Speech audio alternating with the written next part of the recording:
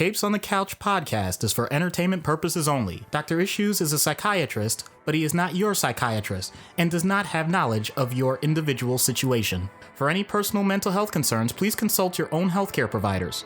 For medical emergencies, please call 911 or the designated number in your area immediately. Remember that you are not alone and help is out there.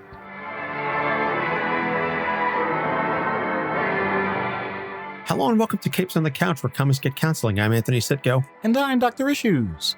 This is issue 133, Crystal of the Inhumans, as selected by our present-level patron, Janine.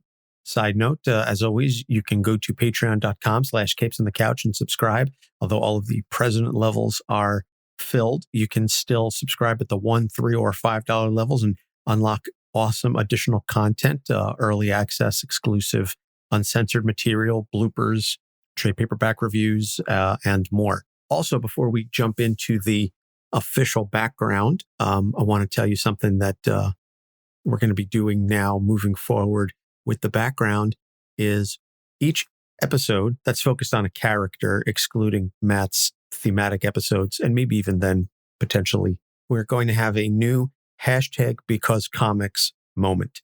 And this is going to be one instance in every character's background where something is so outlandish, so bonkers, so batshit crazy that it could only happen in comics. And that is going to be the #BecauseComics moment for that particular character. And so moving forward, when we announce our upcoming characters at the end of every episode, feel free to jump on Twitter, Facebook, Instagram, or our Discord. And the links will be in the show notes for all of those. And see if you can guess which moment from a particular character's history is going to be their #BecauseComics moment. This is something that Doc and I just sort of came up with because we wrote Crystal and next week's Emma Frost episode sort of in tandem with each other. And it was something that I just threw in for Crystal. And then I said, this kind of works. So then I did it again with Emma. And then in talking, I said, I think this would be just a fun little feature for the fans, and just a way to engage you, the listener, with the show a little bit more. So, and because we're always talking about, #BecauseComics. And, if you guess it correctly, I don't know, we'll send you a sticker or something like that. We'll figure it out. There's no stakes to this. It's just more fun, but, we want to have some fun with this. Yeah, and since these are Marvel characters, it's a perfect example of a no prize. Yes, there you go. So Crystal, Crystalia Amaquelin, created by the legends Stan Lee and Jack Kirby in Fantastic Four, number 45, December 1965. And again, I just want to point out, this is something I didn't really realize until I started reading more about Crystal. She is unique among Marvel characters in that she has been a member of the Fantastic Four, the Avengers, and the Inhumans, as well as tangentially related to the X-Men. Those are very big name rosters, and nobody has been basically on all four of them. Medusa was a member of the Fantastic Four and the Avengers, and is obviously in the Inhumans, but she's never been part of the X-Men. Yeah, Crystal. I feel like we need to call that like the Marvel Grand Slam or something.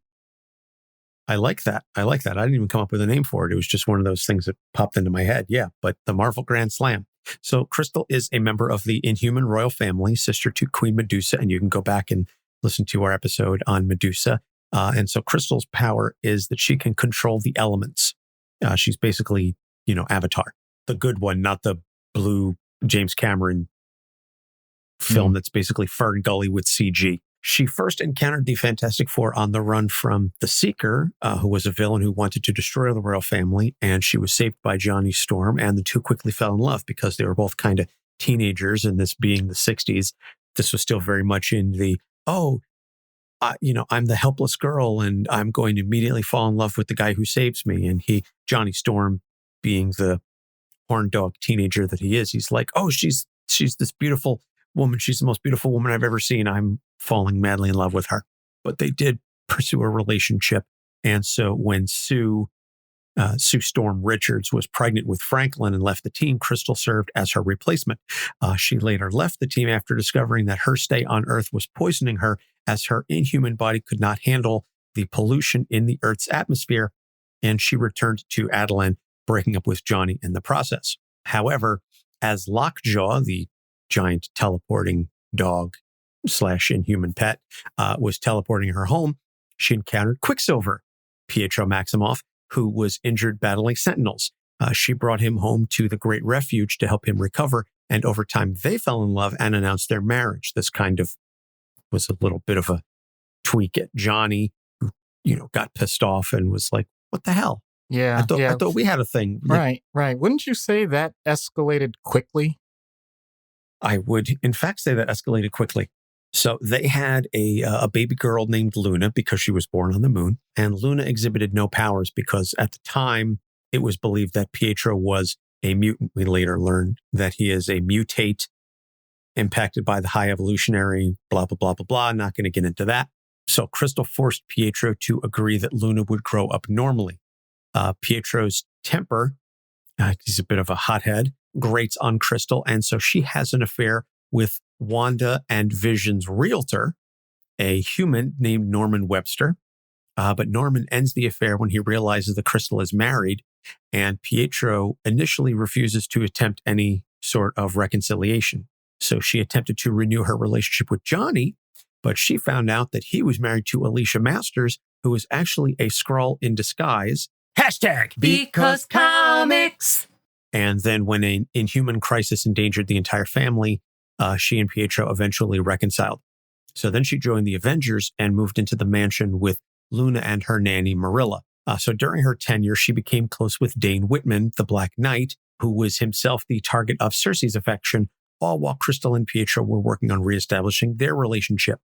So this love quadrangle created a whole host of difficult situations until Dane and Cersei were sent to another dimension. Then Heroes Reborn happened, and I'm not going to get into all of that because that's so incredibly 90s.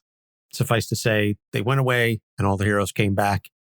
Rob Liefeld sucks. Crystal and Pietro were reunited, but Dane also returned to the universe. And when Dane and Pietro fought over Crystal, she left them both to return to Attilan to think. So then after House of M, where Wanda said no more mutants, Pietro, a depowered Pietro, stole the Terrigen Mists and exposed Luna, granting her powers. She's an empath and she's got some telepathic type abilities. This act led to Black Bolt basically annulling the marriage. Then during the War of Kings, she was betrothed to Ronan through Medusa as part of an alliance between the Inhumans and the Kree, but the marriage was quickly ended, however, as a deal was struck with Black Bolt and the Kree Supreme Intelligence. A little bit of a spoiler warning that we're going to tell you to go ahead and read the War of Kings, not just for Crystal, but also because it's just a really good story. And it was part of the DNA, the Abnett and Lanning run, and the whole Cosmic Marvel run. This is mid-2000s, early to mid-2000s, where they basically took all of the cosmic characters, the Kree, the Skrulls, Guardians of the Galaxy, the Inhumans, and just sort of mashed them all together and made some really awesome stories for about, I say, a couple of years. There was really good stuff coming out of Abnett and Lanning with respect to the cosmic side of Marvel.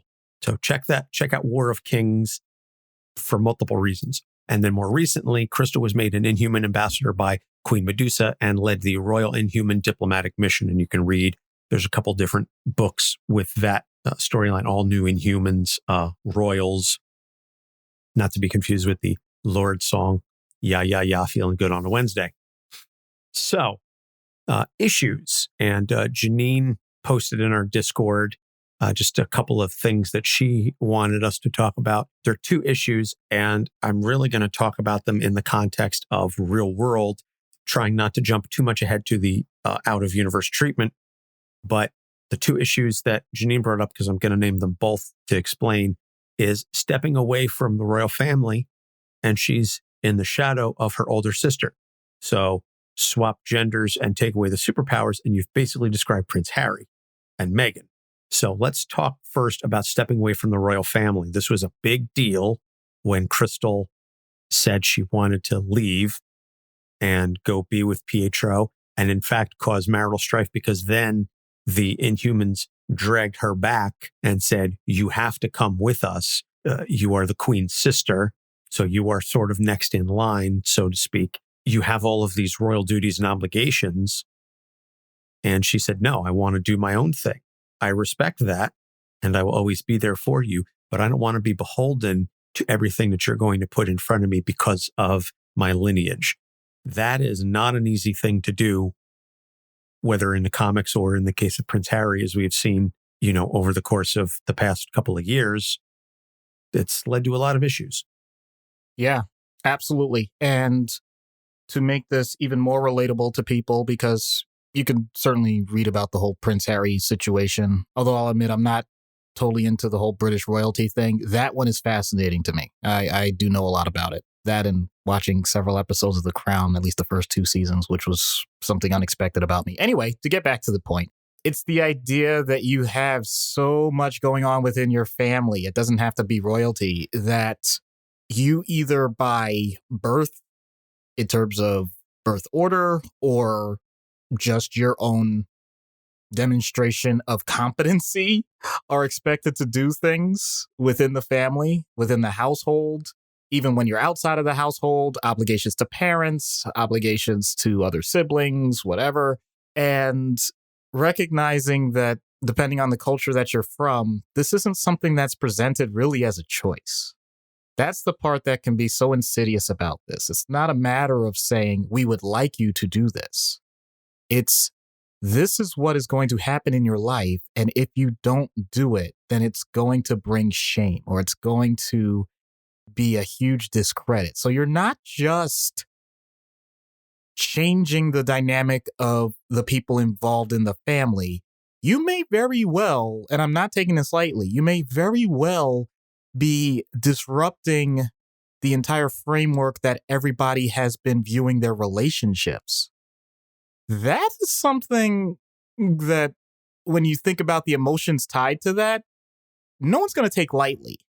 Obviously, the person that wants to leave has had to weigh the pros and cons as to what their life's going to be like if they're not in that construct. Because, at least in my experience, both reading about this historically and, once again, taking it out of the royalty part, just having patients describe their relationships with their family after that point, it's never the same. The best way I could describe it, if no one has actually experienced this, imagine you have someone that you entrust with your most prized possession. Let's say it's your house. You own your own house. And you tell that person, you know what? I'm going to be away for a while. I want to let you protect my house and don't let anything happen to it. You trust them 100%. Nothing's going to happen. You leave, whatever, it's a vacation, business trip, doesn't matter. You come back, your house is gone. I don't care if it was a natural disaster. I don't care if it's people just robbed it blind, whatever. The point is, everything that you owned is gone.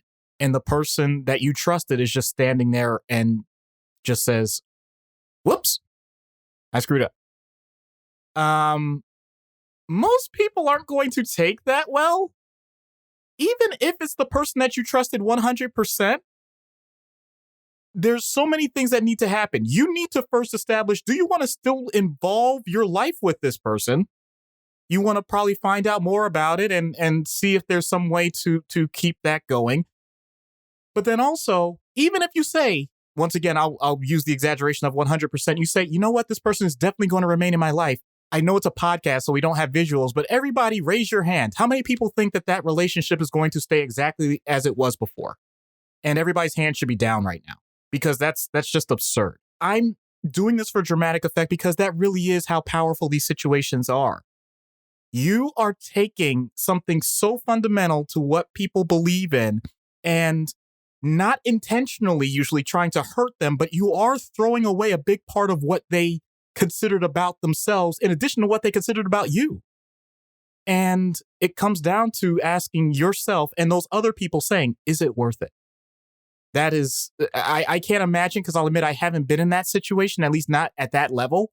So I can only go by, like I said, what I've read and what other patients have told me in those circumstances. The closest thing I think I can come to from a personal standpoint was a college experience. And this is about to come across as a horrible humble brag. That's not my intention. So I was a part of a research program in college that would have given me a stipend in addition to any money, like in terms of scholarships for tuition, stuff like that. I realized very quickly I hated the research track. I really, really did. I was miserable. And yet, the advisor I had basically said, like, your career is going to be set for life. Like, starting from freshman year, if you do this the right way, you won't have to worry about anything in academics. You'll get any job you want. You can write your ticket anywhere in the country. You could do whatever you want, all these things. And I basically had to say to him, even though I respected him immensely and he was one of the people that was instrumental into me getting into the program that allowed me to become a doctor, I literally had to say to him, this is not for me. And honestly, from that point forward, we didn't have many other interactions because he pretty much took it as a spit in his face, even though that's not what I meant. But I also had to be comfortable with the idea that I was doing ultimately what would lead to greater fulfillment and happiness in my life. And that there's always going to be someone else, thankfully, because this is not a family situation, there's always someone else that could take that spot. And that, I think, is the difference, and where I really have to step down and say, no, it's not the same thing, but it's the closest I've come to saying, wow, I really am hurting someone because I'm making a better choice for myself. And that leads to other emotions, like how selfish am I? Or, am I really making a horrible mistake? Should I just swallow my pride, or should I just go with the flow and all of that goes along with it? And that was just a professional choice. The idea that you're going to add personal emotions to it, that's much greater magnitude. I think we've all been in the situation where we have done something, we've swallowed our pride, and we've done something that we wouldn't necessarily have done otherwise, but for trying to lessen the impact for another person, we've put someone else's needs above ours. We've stretched that relationship to a point, again, as I said, just to save ourselves some grief or potentially some embarrassment. The question then obviously becomes, how far does that go? When does it go from, I'm just going a little bit out of my way, to I am not getting enough back from this relationship or from this exchange, so to speak? That's when you really have to examine things, and put yourself first. And I think we're constantly trying to walk this tightrope of wanting to do for others and wanting to put the needs of those around us high up on our priority list, because it's the right thing to do and it is helpful. And because if we all walked around being selfish all the time, nothing would get done and society would collapse. Social contract theory requires that we all engage with each other in a mutually respectful manner. The question becomes, where is that line drawn? And I think where a lot of disputes come in is that people view the line in two different places. And they're both coming at it from the expectation of, I'm going to do for you and you're going to do for me with certain percentages. The problem comes when those percentages don't match. And that's when conflict happens. And this is why communication is so vitally important, whether it's, a marriage, whether it's siblings, whether it's friends, whether it's work, whether it's two random strangers.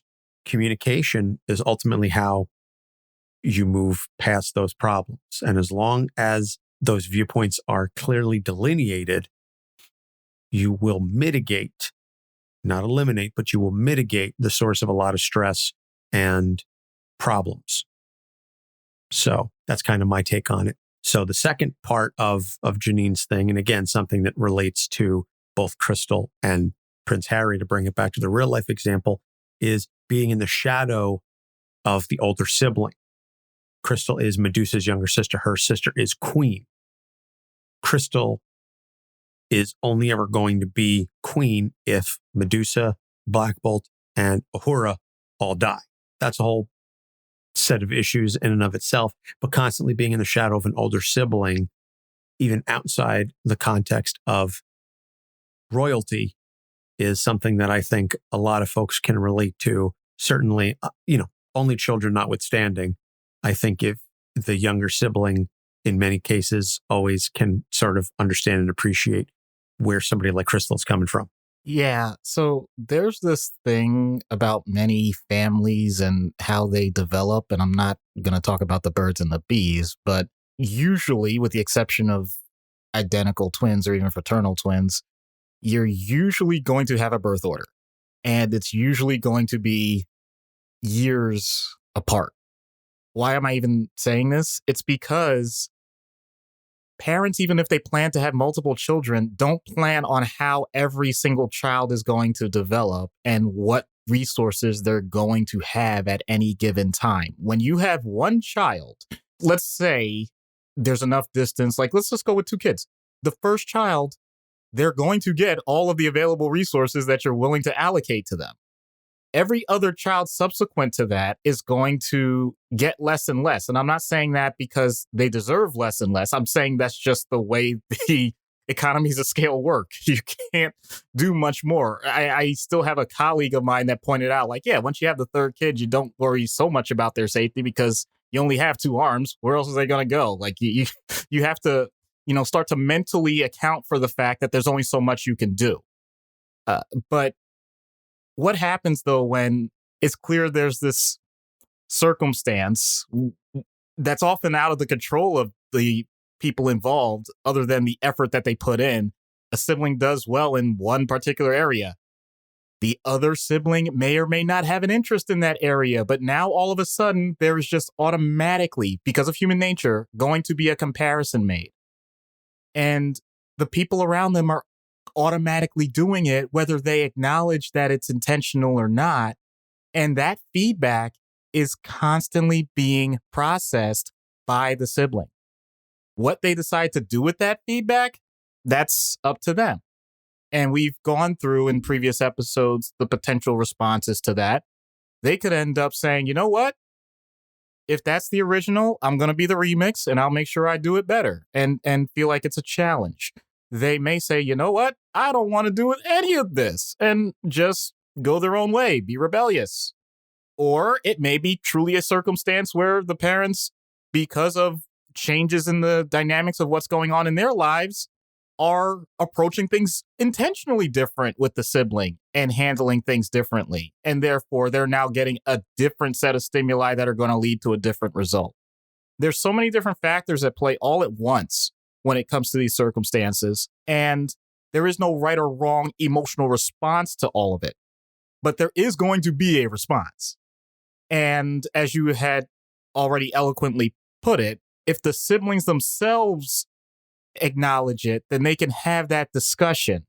And it can be an opportunity for further growth and maturity and a lasting bond of quote unquote sibling rivalry, or just simply a partnership that can work out very well.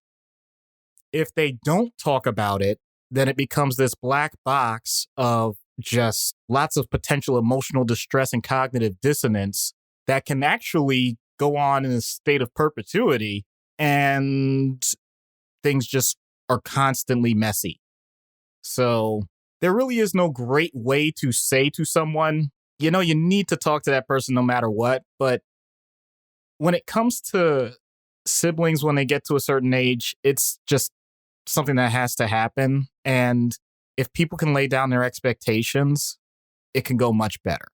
When you have someone that's a queen, wow. I really wonder, though, how someone like Crystal would feel about that, because as you said, with the birth order and all those things, there is this tantalizing point of saying, I am one step away from being the most important person. I'm not even going to do the royalty thing or the government thing. I'm saying I am this close to being the most important person in this family.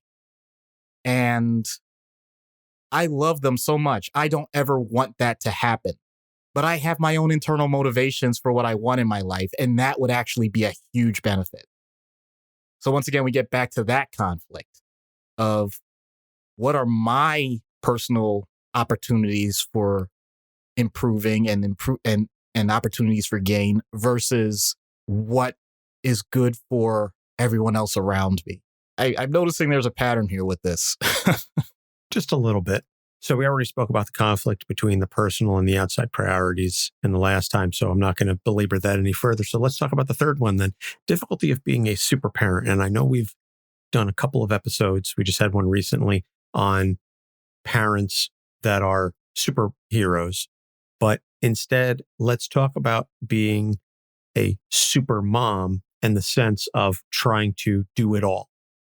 Because I think Crystal is very much one of those characters that is trying to do her thing and be the leader of this Inhuman organization and be the ambassador for the Inhumans. She's got obviously a lot of superpower connections, but she also very much enjoys being a mother. And I know that Luna has had 2 nannies that I can recall off the top of my head, but Crystal very much is a major part of Luna's life and still really wants to be the mom. And even accounting for time travel and all the other, because comic stuff, there are only so many hours in a day. Yeah. You can't do everything. Yeah. It's amazing how many of us, and obviously the term super mom is something that's very familiar to people, but I mean, there's the same thing that happens with dads as well.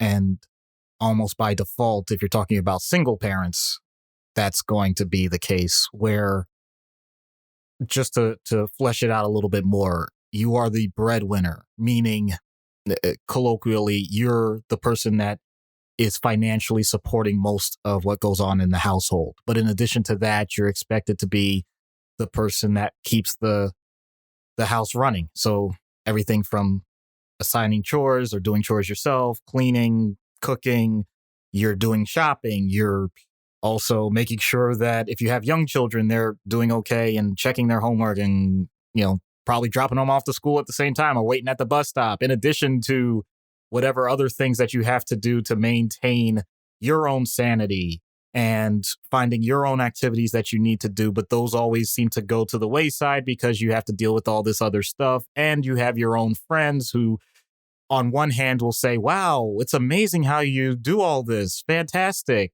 How come we haven't seen you in 6 months? All of those things together lead to what I think as a whole, and I'm not trying to generalize too far, we lionize, we give a lot of credit to it, but I don't think at times we acknowledge just how draining all of that can be. And very quickly, people get burnt out doing that. And it creates this own cycle of barely surviving to, at times, looking like you're the best person on the planet. I'm not saying it's a disorder. It's not. It's just the reality that, as Anthony already said, we only have so many hours in the day, but we also only have so many calories to use. And we only have so many people we can talk to about this without sounding like we're trying to dump everything onto everyone else, saying like, just listen to me for just 1 second. But I also need to uphold the fact that I'm really the person you think I am. And when you add all of that together, while recognizing everything that you're doing, and this, I'll admit, is the part where I become the rhyming historian, is being observed by those same children that you're dealing with, and recognizing that the only thing that a child really ever wants is your attention and your time. As they get older, probably your money too, but whatever. That is the part that keeps a person going. And if it doesn't, then that's when we really do talk about depression and how it's impacting you. Or if it leads to some level of anger or resentment, if we're talking about other family members or spouses, because it becomes, once again, this intense family dynamic of potential either competition or just wondering when that person's going to pull their own weight and all these other things. It's just a constant state of flux. It's the type of scenario where you're hoping one day that you find this balance until you gain the wisdom to know that that balance doesn't exist. Ooh, I really, really like that. That's definitely going to make at least one of the Instagram things that I'm going to put up for this episode. either the quote or the video. Side note, go follow us on Instagram if you don't already. Please like all of our content because that helps us grow in the algorithm. So yeah, I'm close to that balance in the sense that realizing that balance is never going to come. I'm close. There's still some times where I really, really hope and pray that my son can work with me on that balance, but he's 2.5 and he's definitely not there yet. God, what I wouldn't give for a full night of sleep. I've got 16 more years for that before he goes off to college. So we're going to take a break. We're going to plug our sponsor, BetterHelp, and a couple of our friends. And when we get back, we'll get into treatment. Stay tuned. This podcast is sponsored by BetterHelp. Is there something interfering with your happiness or preventing you from achieving your goals? BetterHelp will assess your individual needs and match you with a licensed professional therapist. You can begin communicating within 48 hours. It isn't a crisis line. It's not self-help. It's professional counseling done securely online. BetterHelp has a network of over 15,000 counselors with a broad range of expertise. You can log in and message your counselor anytime and get timely and thoughtful responses. You can also schedule regular video or phone sessions. No waiting room required. BetterHelp is committed to facilitating great therapeutic matches, so they make it easy and free to change counselors if you feel you don't have a good connection. It's more affordable than traditional offline counseling, and financial help is available. BetterHelp wants you to start living a happier life today. Visit betterhelp.com/capes, that's better HELP, and join the over 1 million people taking charge of their mental health with the help of an experienced professional. Special offer for Capes on the Couch fans. Get 10% off your first month at betterhelp.com/capes. Have you ever wondered what scotch will make your palate feel like it's just gone on a majestic journey through the Highlands? If LeBron will ever win another ring? Or if the Leafs will ever win another Stanley Cup? Mike, if they tune in to Scotch and Sports, they're going to find all that out and more. They're going to find out what's souring our scotch, what our next scotch on the shelf is, and our On the Rocks segment where we debate 2 topics. You just met Mike. I'm Gertie. We got suds coming up, and we may be drinking scotch, but our biased opinions don't change no matter how much we've had, and we have quite a bit. We'll even answer viewer questions, so send them in, and if you don't like the answer, well, we'll just have to have another scotch and we can still all be friends. We even talk a little, or a lot, of pop culture. Where else can you find hot takes on WandaVision, NFL analysis, and the fact that the Leafs will in fact win the Stanley Cup this year? Answer, Scotch and Sports. Hi, this is Al Ewing, and you're listening to Capes on the Couch. And we're back. So in-universe treatment for Crystal. I can't wait to hear how this is going to go. So this is the one where I have to say this with a straight face, even though I'll admit I'm even laughing on the inside. But Crystal is so unique because of her elemental powers. I mean, she has the ability to control the earth and the fire and wind and water. I'm going in this order for a reason, Anthony. I don't know if you're picking up what I'm putting down. There's one thing that's missing. Heart? You damn right, man. I actually think that she needs not a therapist per se immediately. I think she needs a mentor. I think she needs someone that literally is created by the spirit of multiple people that are relying on a greater good to do the right thing. I think it would be a great idea for her to start a mentorship with Captain Planet. Does Captain Planet exist in the Marvel Universe, though? That's the important question. I don't think that he does. You act like there's never been external crossovers. All right, I'm just saying, man. And Don Cheadle already exists in the MCU, so now he'd be playing multiple parts. Wait, are we talking about the comic universe or the MCU universe? See, if you're gonna do this, if you're gonna nitpick, then let's do it right. I was just making a joke about the Don Cheadle Captain Planet. I'm well aware, man. I'm saying, come on. But that's Captain Planet, really? That's who you would go to for? I mean, if you're going to talk like elemental mentors, I think, I don't know, man. I would have picked somebody from Avatar, Legend of Korra, but that's just me. See, the problem is they can only do one at a time, really. You need someone that really knows how to combine. Fair. Well, isn't that the point of the show? full disclosure, I've never seen Avatar or Legend of Korra, nor have I seen the M. Night Shyamalan movie. You can learn multiples, but the point is you have a significant strength in one. She's already past that point. And by the way, this is a perfect example of why this is an entertainment podcast. Fair enough.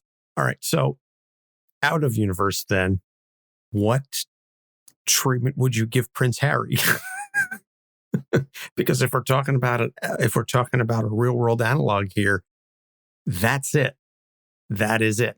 Stepping away from the royal family in the shadow of the older sibling and trying to do it all as a parent. You know what's fascinating? You're treating Prince Harry. Yeah, you know what's fascinating about this? If you've listened to their interviews, Harry and Meghan, they're actually huge advocates for mental health treatment. And from that standpoint, this is where, if we had the proper clout, I would say, why don't you just ask Prince Harry what he's doing? And he would show up in the episode and we'd be great. But that's clearly not going to happen. So the main thing is making sure a person is comfortable with the decisions that they've already made. Because some people do get a sense of regret. I'm not saying that he has. By the way, I don't know this gentleman, so I can't pretend to, I'm not making diagnosis. I'm not doing anything related to his direct treatment. I'm saying if someone has made a serious decision that they have to step away from a position that otherwise many people have not, and therefore are creating uncharted territory in their life, then the first question is, how comfortable are you with that decision? And if you are comfortable with it, what are the emotions that you're having related to that experience so far? Because let's be real, if a person says, I made this decision, I'm not looking back, and it's the greatest thing that has ever happened to me, then we're not having a conversation. There's definitely a conflict. You wouldn't have a therapy session without some level of conflict. I'm not that type of person that says, oh, this is a big thing, you must see someone. Okay, I want to make that clear. I'm not a money grabber, at least not like that. Subscribe to our Patreon. Anyway. Once the person establishes, let's say it's a ratio. In other words, what part of you still wants to have a connection with that part of your life? Is it 10%, 20%, 50%, 90%? I don't know. There's no right or wrong answer with it. But recognize that the conflict itself is because you're not where you want to be in that ratio. So from that standpoint, what steps can we do so that you get closer to that ratio? Does that involve the other person or multiple people involved? Do you need to have mediated conversations? I'm not a group therapist by trade, but that doesn't mean that I can't listen to, if you're consenting, you're talking to them about things that have been very important to you. Or you at least giving me feedback after you've had those conversations and pointing out, okay, this is something that you may have missed or something that you may want to discuss in the future if you have another conversation. Or, as I've said, if a relationship has run its course, coming to closure with the idea that that relationship really is at a different level than you had expected, but you're allowed to move on. Whatever the case may be, just finding what that level is, what that zone is, and helping that person maintain it. If they are comfortable. If they're uncomfortable, moving them to a different zone. Helping them do it, though. It's not as if I'm the one doing the shifting. And like I said, it's not about what I think the best zone would be. It's just about what that person clearly emotionally has to process when they're in this period of time. So if this person, let's go to the extreme end. If this person says, oh my God, this was the worst mistake of my life. I can't believe I did this and I need to get back to handling whatever I need to do royally. Oh, well, okay, that is going to be an incredibly difficult task. And we have to accept the possibility that that may not happen. And it may not be your doing because they've already said you're excommunicated or something like that. I'm just colloquially using these terms.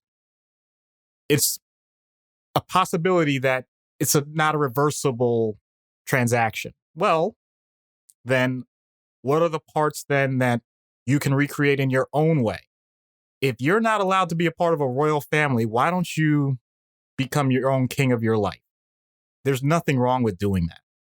So there's so many opportunities for people to demonstrate that they want interpersonal therapy that's going to allow for the greatest amount of satisfaction and contentment with what they've decided in their life. That's where the therapy lies. Wow. Okay. I'm going to have to think about seriously, I'm going to have to think about some of this stuff. I'm not a royal. I've never had to deal with any of that stuff, but I think just some of the stuff that you were saying, I'm going to have to go back and listen to that again to just reflect on things. It's just the kind of thing that, maybe there's little tidbits here and there. These episodes, and I say this all the time, folks, these episodes are just as informative and educational for me as they are for the rest of y'all. So the most annoying part for these episodes for me is the fact that as I'm saying these things, I immediately start to think for myself, am I practicing what I preach? Am I really putting this into action? And once in a while, it gets to the point where as I'm saying this, I'm like, wow, I've really failed myself. I need to make sure I don't have too much of an intense emotional response to it, but I still want to make sure I allow it to be an opportunity for growth. Yeah, we do this show just as much for ourselves as we do for all of you. And I would love to have like the version of me from 3.5 years ago hear some of this stuff and think back on where I was in my life at that point and what I was going through and sort of track how far I've come from then. And I'm sure at some point, if, God willing, we're still doing the show in 3.5 years, where I'll be then. So now that we've gotten the mutual ass kissing out of the way, we're going to call in my sister, Angela, and her voice as she's going to be playing Crystal and see what happens when we get Crystal on Dr. Issues' couch. Hello, Crystal. I'm Dr. Issues. Hi, Doctor. Thank you for meeting with me. I'm a little sad to see Luna's not here, though. She's with my family. For better or worse, I have no shortage of babysitters. Helps to know so many folks with superpowers.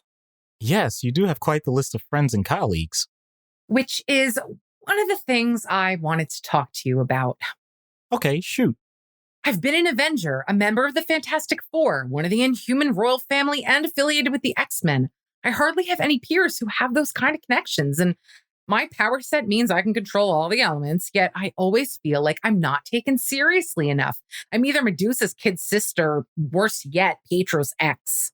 So your primary issue is that of establishing an identity separate from those around you? Yes, exactly. I see. Well, my first thing I want to make clear is that being a part of these groups isn't necessarily a bad thing. Oh, I'm well aware, and I apologize if it came across as such. I'm proud to be included in these rosters. The relationships I've built over the years mean the world to me, and I wouldn't trade them for anything.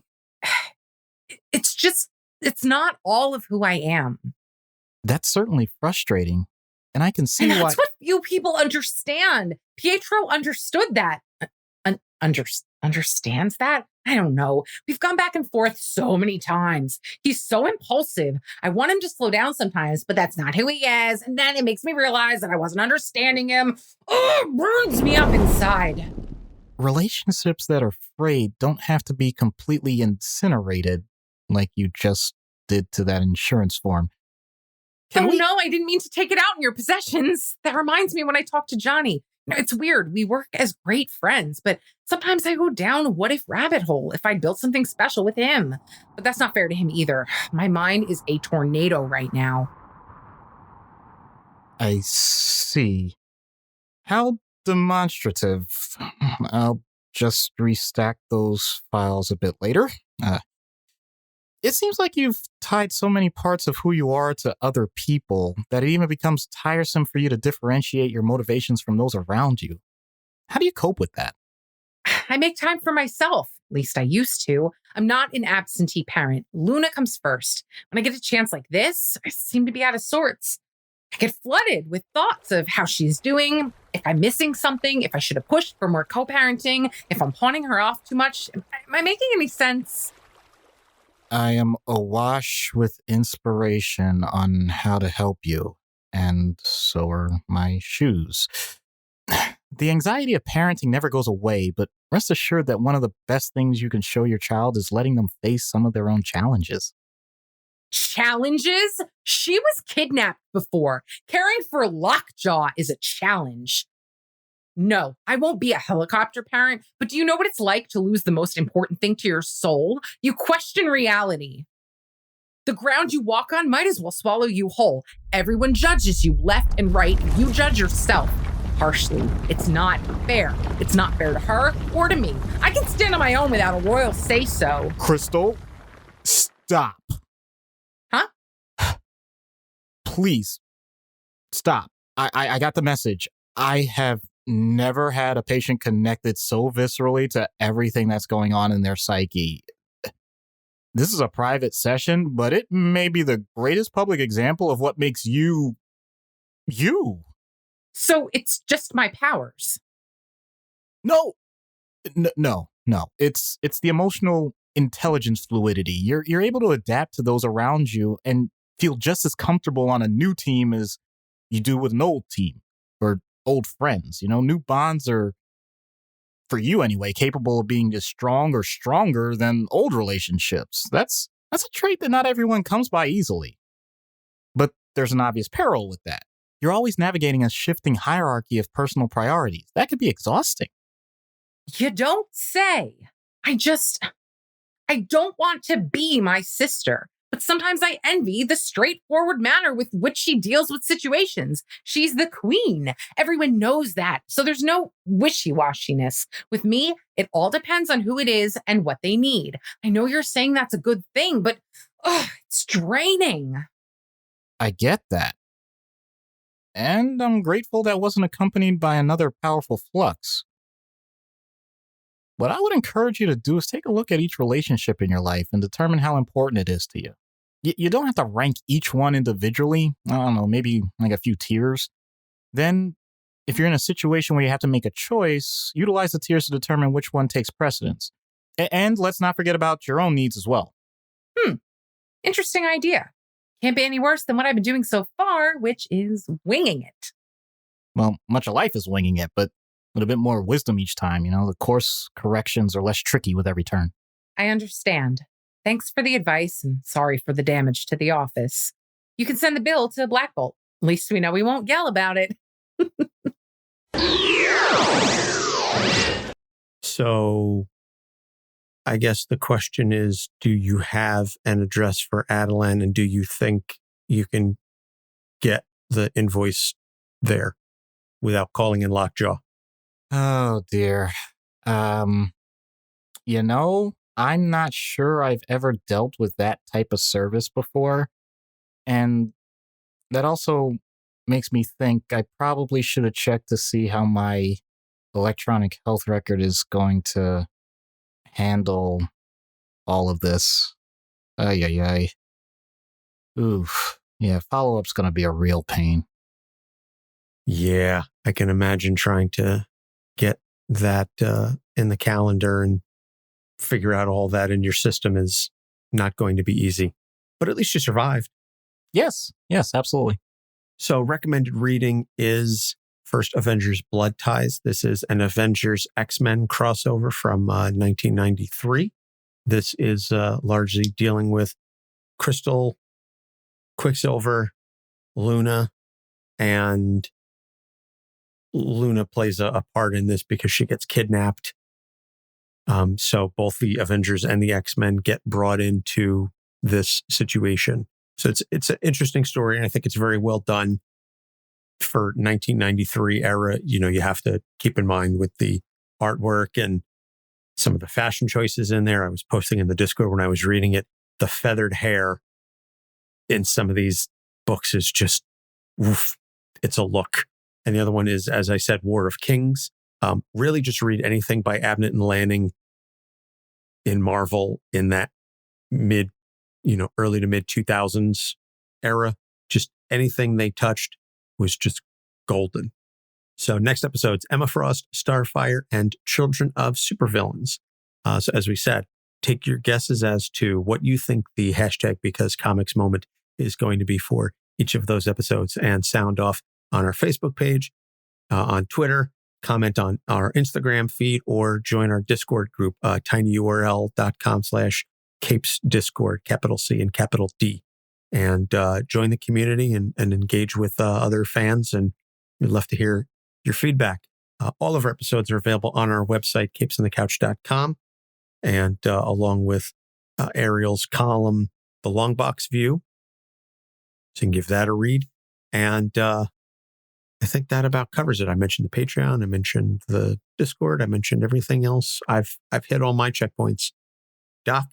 In all honesty, even though she has so many problems, I really do think that many people should emulate Crystal. She's not a carbon copy of her sister. She has a great lattice work of the people around her for rock solid support.